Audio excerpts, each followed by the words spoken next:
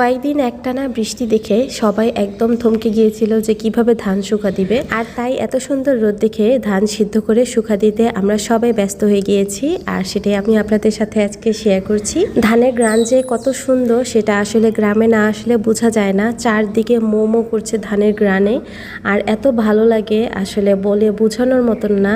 নতুন ধান থেকে নতুন চাল, আর সেই চাল থেকে মজার মজার পিঠা। আর অবশ্যই আমি সবকিছুই আপনাদের সাথে শেয়ার করব।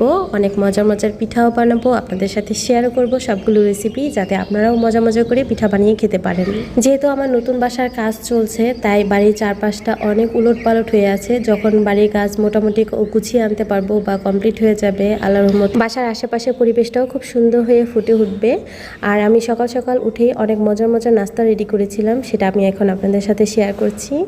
আর এখানে নাস্তার মধ্যে আছে ডাল, টমেটো ভর্তা, শুটকি ভর্তা, আলু ভর্তা, আর হচ্ছে আমার গাছের মিষ্টি কুমড়া ভাজি। আজকের মতন এখানেই বিদায় নিচ্ছি। এসেছিলাম ছোট্ট একটা ব্লগ শেয়ার করতে। আল্লাহ হাফেজ।